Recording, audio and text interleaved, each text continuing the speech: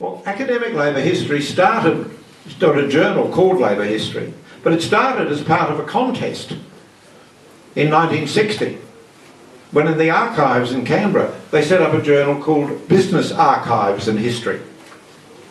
And some old lefties decided, but if they had one, we should have one. And that's how labour history got started. John Merritt, who was editor for a long time, said he always tried to get something into every issue that would interest ordinary working people. What has happened now is there's almost nothing in labour history to interest labour historians, except the opportunity to get published and a few points to cling on to their positions within the academe. It's part of a bigger disconnect, though. It hasn't just happened with labour history and in universities. It's a part of that long story of that big decline as to why people don't know the things that Kim was saying we all used to know. The things that need to be relearnt. A friend of mine's union president in his school, and there's a young bloke there's first year teaching. Joined the union, happy to go on strike, did not know what an EBA was. We cannot take anything for granted.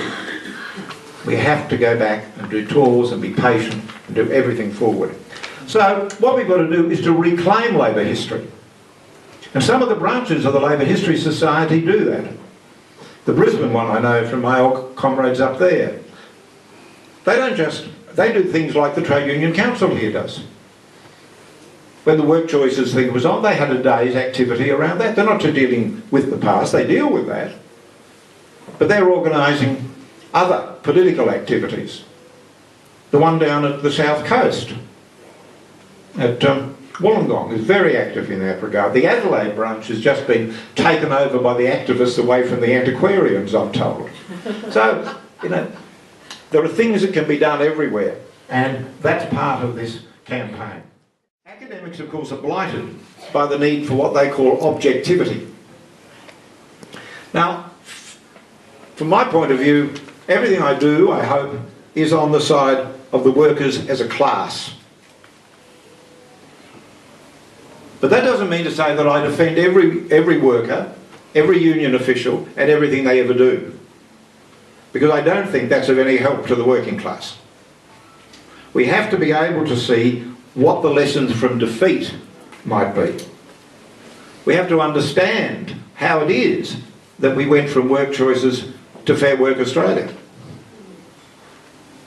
We can't look upon that as a great victory, because if we do, we're misunderstanding what the position is that we are trying to face. So one of the things about being objective is we have to be able to say, we have to be able to call a spade a bloody shovel.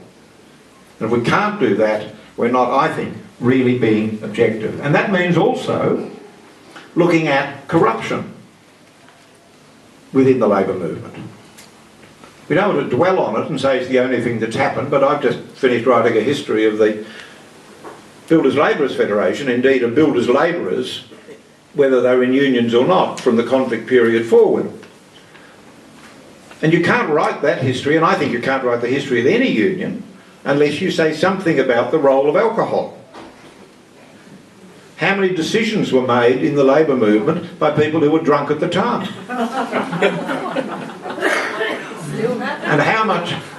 You could say the same thing about capital, of course, and politics and everywhere else. But how can you write the history of Australia and say everyone was completely sober from the day they landed?